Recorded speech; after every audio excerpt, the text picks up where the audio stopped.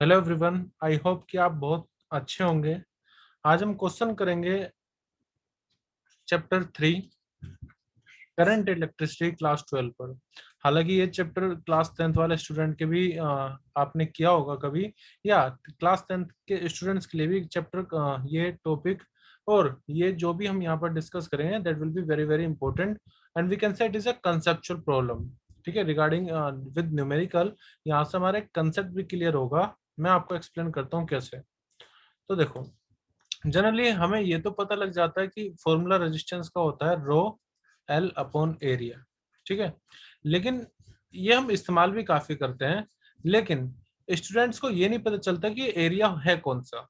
तो मैं वो भी डिस्कस करूंगा और मैं ये भी बताऊंगा कि इस क्वेश्चन को सोल्व कैसे करना है। तो क्वेश्चन है कि we have metal block of dimension, अलग अलग डायमेंशन के हमारे पास मतलब ये डायमेंशन है 20, 10 एंड 15। एलबीएच हमें दे रखा है, एक मेटल ब्लॉक है। तो what is the ratio of the maximum and minimum resistance of the block, यानी कि ये जो आपके पास डायमेंशन है मेटल ब्लॉक का, ये कब मैक्सिमम और कब मिनिमम रेजिस्टेंस ऑफर करेगा, वो हमें पहले तो फाइंड करना है और फिर उसका रेशियो भी निकालना है। तो देखते हैं कैसे करते हैं मैक्सिमम का और मिनिमम से रेशियो। तो मैं आपको बता देता हूँ कि first of all resistance inversely depend करता है एरिया ऑफ क्रॉस सेक्शन पर और डायरेक्टली डिपेंड करता है लेंथ पर। तो कहीं ना कहीं लेंथ और एरिया दोनों रेजिस्टेंस को अफेक्ट करेंगे। We are considering that rho will be constant throughout the body, ये रो रेसिस्टिविटी कांस्टेंट होगी। अब देखो, ये जो एरिया होता है एक्चुअली इट इज एरिया, ये होता है क्रॉस सेक्शन एरिया। ठीक है, क्रॉस सेक्शन एरिया ये वो एरिया होता है जिसके, सपोज कीजिए कि आपके पास कोई इस तरह का वायर है, ठीक है ना, और इसमें करंट इस तरफ फ्लो कर रहा है। तो जो क्रॉस सेक्शन एरिया होगा वो कौन सा होगा, जो इस करंट के फ्लो के परपेंडिकुलर है, यानी कि ये वाला एरिया ओनली। ये वाला एरिया को मैं नहीं बोलूंगा, सिर्फ इसको मतलब क्रॉस सेक्शन एरिया हम कह सकते हैं it will be perpendicular to the flow of the current.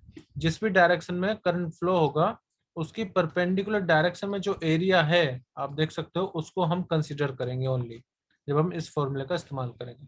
तो स्टार्ट करते हैं क्वेश्चन को सोल्व करना। तो ये फिगर मैंने ऑलरेडी यहाँ पर बनाया हुआ है अलग अलग डायमेंशंस के लिए, आप देख सकते हो।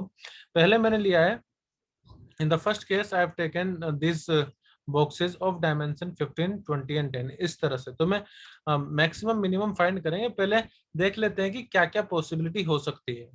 तो आप देखिए, पहले हमने क्या करा कि लेट जो करंट है वो इस तरफ फ्लो कर रहा है, इस तरह से फ्लो कर रहा है, सच दैट की जो क्रॉस सेक्शन एरिया होगा, ठीक है, वो कितना हो जाएगा 10 × 15, और जो लेंथ होगी वो कितनी हो जाएगी 20। फिर ये भी पॉसिबिलिटी हो सकती है कि 10 × 20 का तो क्रॉस सेक्शन एरिया हो और लेंथ हो जाए 15, यानी कि करंट अब 20 × 10 जो एरिया है उसके परपेंडिकुलर डायरेक्शन में इस तरह से फ्लो कर रहा है। या कि ये भी पॉसिबिलिटी हो सकती है कि करंट जो है वो इस तरह से फ्लो कर रहा है जब जो एरिया ऑफ क्रॉस सेक्शन है वो होगा 20 × 15 और लेंथ कितनी हो जाएगी 10। तो हमने अलग अलग तरीके से उसी एक बॉक्स को रख दिया है। ठीक है, अब आप फर्स्ट केस में देखो, अगर मैं फर्स्ट केस का कंसीडर करूं यहाँ पर, जब हमारा जो एरिया ऑफ क्रॉस सेक्शन है वो कितना कंसीडर करेंगे हम 10 × 15। तो इस केस में अगर मैं फर्स्ट केस कंसीडर करूं तो रो इंटू लेंथ कितना हो जाएगा 20, है ना, क्योंकि इस तरह से करंट जा रहा है, अपॉन में एरिया ऑफ क्रॉस सेक्शन कितना हो जाएगा इस बार 10 × 15। मैं यूनिट वगैरह को चेंज नहीं कर रहा, कोई फर्क भी नहीं पड़ेगा। अब आप सेकंड केस में आ जाइए, R2 में। यहाँ पर रेसिस्टिविटी वही है, लेंथ कितनी हो जाएगी इस टाइम 15, ये वाली लेंथ हो जाएगी हमारी, और एरिया ऑफ क्रॉस सेक्शन हो जाएगा ये वाला, अपॉन में क्या आ जाएगा 20 × 10 या 10 × 20 भी आप लिख सकते हो। अब आ जाओ R3 पर। ठीक है, मैं मैक्सिमम मिनिमम बाद में डिसाइड करूंगा, पहले मैं आपको बता दूं कि क्या क्या पॉसिबिलिटी हो सकती है। तो रो इंटू यहाँ पर लेंथ कितना हो जाएगा 10, upon area of cross section कितना हो जाएगा 20 × 15, यानी कि 20 × 15 इस तरह से करंट जा रहा है, तो ये वाला क्रॉस सेक्शन एरिया हो जाएगा। तो ये हो गई हमारी R1, R2 और R3। अब ये कैसे पता लगा सके हम कि कौन सा मिनिमम होगा और कौन सा मैक्सिमम होगा, ये हमारा टारगेट है। तो देखो, फर्स्ट वन को अगर मैं देखूं R1 को, हम इसको 0 से 0 कैंसिल हो जाएगा अगर, तो ये आ जाएगा 2/15, 2/15 रो। ठीक है, जब आप इसको डिवाइड करोगे कंप्लीटली, सो विल गेट 0.13 3 या इतने भी काफी है, 0.13 रो आ जाएगा रो टाइम्स में। अब R2 को देखिए, तो R2 में हम इसको 5 से कर सकते हैं, 3 आएगा और यहाँ पर 2 आएगा। ठीक है, इसको R2 को हम लिख सकते हैं 3 अपॉन 2 2 4 यानी कि 40 रो। तो R2 की वैल्यू कितनी आ जाएगी हमारे पास, 3/40। और जब आप 3 को 40 से डिवाइड करोगे यू विल गेट 0.075 ओम। ठीक है, अब आ जाओ केस थर्ड पर। तो R3 0 से 0 कैंसिल कर दीजिए, आप इसको लिख सकते हो रो अपॉन 15 × 2 यानी कि 30 और 1/30 ये आपका आएगा R3, that will be equal to 0.033। ठीक है, अब आप तीनों में से ये देख लीजिए कि सबसे कम कौन सा है और सबसे ज्यादा कौन सा है।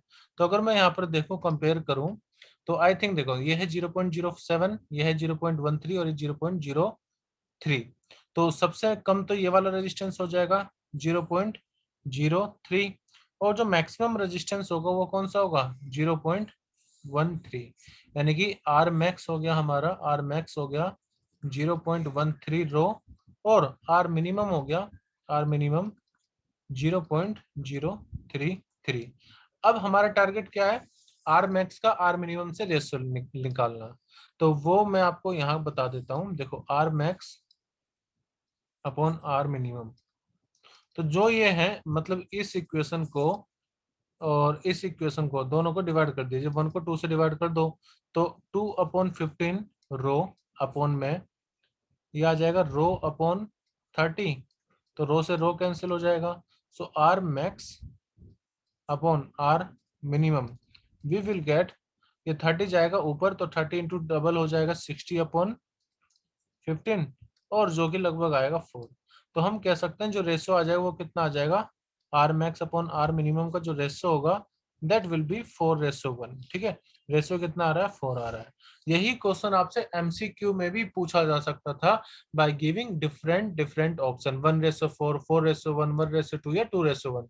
तो आपको साथ के साथ अब एमसीक्यू पर भी फोकस करना है कि अगर सिमिलर क्वेश्चन एमसीक्यू में फ्रेम हो जाए तो किस तरह से करना है। सिर्फ आंसर सिर्फ ऑप्शन उस टाइम आपके पास होंगे, प्रोसेस सेम रहेगा।